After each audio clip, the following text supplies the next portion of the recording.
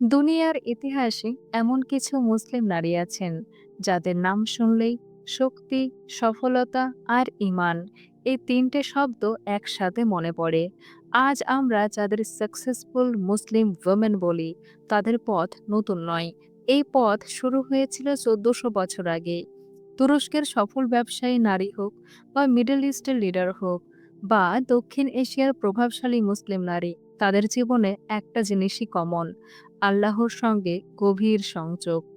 আর এই সংযোগের সবচেয়ে বড় উদাহরণ হলেন হযরত খাদিজা রাদিয়াল্লাহু আনহা। খাদিজা রাদিয়াল্লাহু আনহা শুধু রাসূল সাল্লাল্লাহু আলাইহি সাল্লামের স্ত্রী ছিলেন না, তিনি ছিলেন মক্কার সবচেয়ে সম্মানিত ব্যবসায়ী, একজন স্বাধীন উদ্যোক্তা, একজন দূরদর্শী সিদ্ধান্তকারী এবং ইসলামের প্রথম নারী অনুসারী।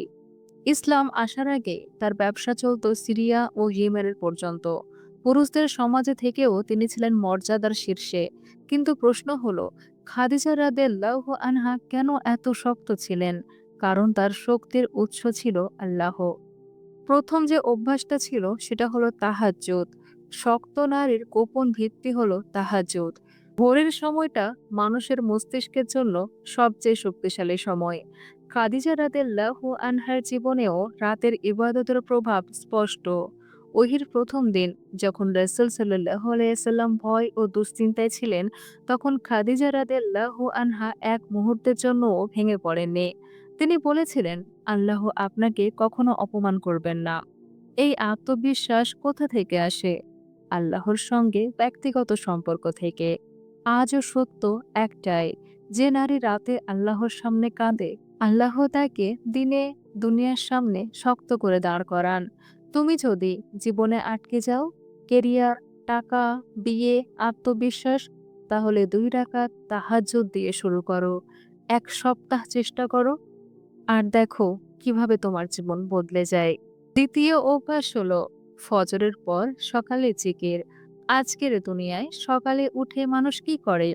ফোন চেক করে, মেসেজ দেখে, নোটিফিকেশন খোলে। সকাল শুরু হওয়ার আগেই মস্তিষ্ক ভরে যায় চাপ, ভয় আর তুলনা দিয়ে। এই কারণে অনেক নারী বলে, আমি সকালেই ক্লান্ত বোধ করি। কিন্তু ইসলাম সকালকে বানিয়েছে শক্তির উৎস দিয়ে। খাদিজা রাদিয়াল্লাহু আনহার সকাল কেমন ছিল? হযরত খাদিজা রাদিয়াল্লাহু আনহা ছিলেন একজন ব্যস্ত ব্যবসায়ী নারী। দায়িত্ব কম ছিল না, চিন্তাও কম ছিল না। তবুও ইতিহাস বলে তিনি দিন শুরু করতেন আল্লাহকে মনে রেখে। কারণ তিনি জানতেন, যদি সকাল আল্লাহর নামে শুরু হয়, তবে দিন মানুষের হাতে থাকে না, আল্লাহর হাতে থাকে। জিকির কিভাবে মনকে শক্ত করে? পশ্চিমা দুনিয়া আজ মেডিটেশন, মাইন্ডফুলনেস, অ্যাফার্মেশন এইসব জিনিস নিয়ে ব্যস্ত। কিন্তু জিকির এগুলোর চেয়েও গভীর। জিকির মানে শুধু উচ্চারণ নয়। জিকির মানে নিজেকে বারবার মনে করিয়ে দেওয়া, আমি একা নই। সবকিছুর নিয়ন্ত্রণ আল্লাহর হাতে। আমার রিজিক, সম্মান আর ভবিষ্যৎ ঠিক করা আছে। এই বিশ্বাসই একজন নারীকে মানসিকভাবে অটল করে।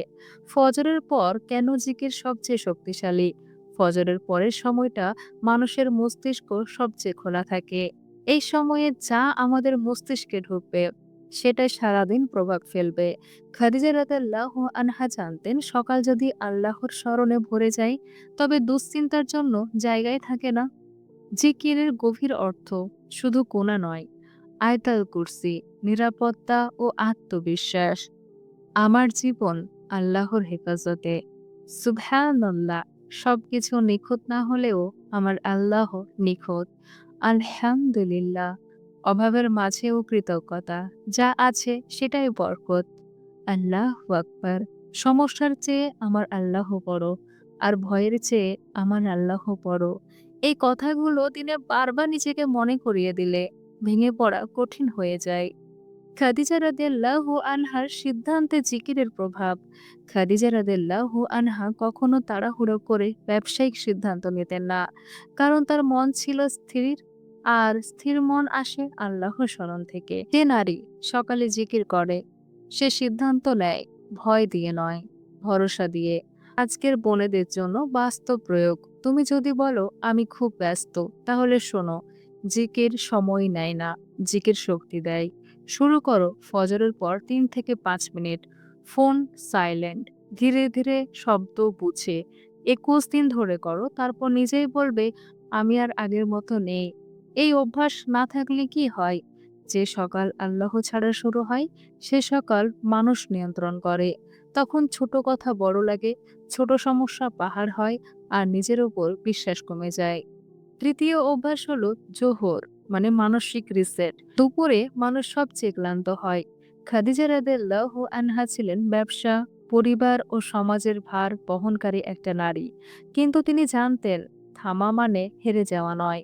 জোহরের নামাজ একজন নারীর জন্য একটা রিসেট বাটন।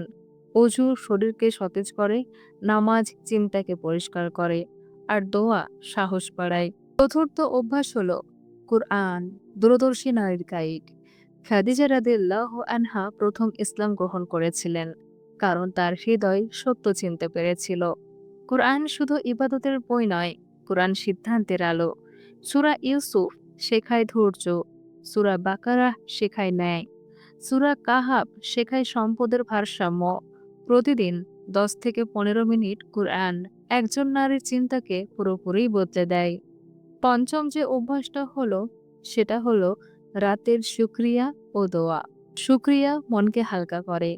খাদিজা রাদিয়াল্লাহু আনহা ছিলেন অঢেল সম্পদের মালিক, তবুও ছিলেন বিনয়ী। কারণ তিনি জানতেন শুকরিয়া মানে আরো বরকত। ঘুমানোর আগে ৩টা নিয়ামতের জন্য আলহামদুলিল্লাহ বলো, তারপর নিজের সবচেয়ে বড় চাওয়ার জন্য দোয়া করো। আসল চাবিকাঠি হলো কনসিস্টেন্সি। আল্লাহর কাছে সবচেয়ে প্রিয় আমল যেটা ছোট কিন্তু নিয়মিত। খাদিজা রাদিয়াল্লাহু আনহা একদিনে মহান হননি। তিনি প্রতিদিন আল্লাহর সঙ্গে ছিলেন। সফল হতে কোটি টাকা লাগে না। লাগে তাহাজ্জুদের শৃঙ্খলা, লাগে জিকিরের ফোকাস, লাগে নামাজের ধারাবাহিকতা, কোরআনের হিকমা, দোয়ার সংযোগ। সব ফ্রি। এগুলোতে কোনো টাকাই লাগে না। শুধু নিয়ত আর কমিটমেন্ট দরকার। হে বোন, যদি তুমি ভাবো আমি পারবো না, মনে রেখো খাদিজা রাদিয়াল্লাহু আনহা একজন নারী ছিলেন, কিন্তু তিনি আল্লাহর ওপর ভরসা করেছিলেন। এই ভিডিওটা যদি তুমি শেষ পর্যন্ত দেখে থাকো, এটা কোনো কাকতালীয় নয়, এটা তোমার জন্য আল্লাহর একটা ইশারা। আজ নিয়ত করো, কাল শুরু করো। আল্লাহ আমাদের সবাইকে খাদিজা রাদিয়াল্লাহু আনহার মতো ঈমান, শক্তি আর ধৈর্য দান করুন। আমিন।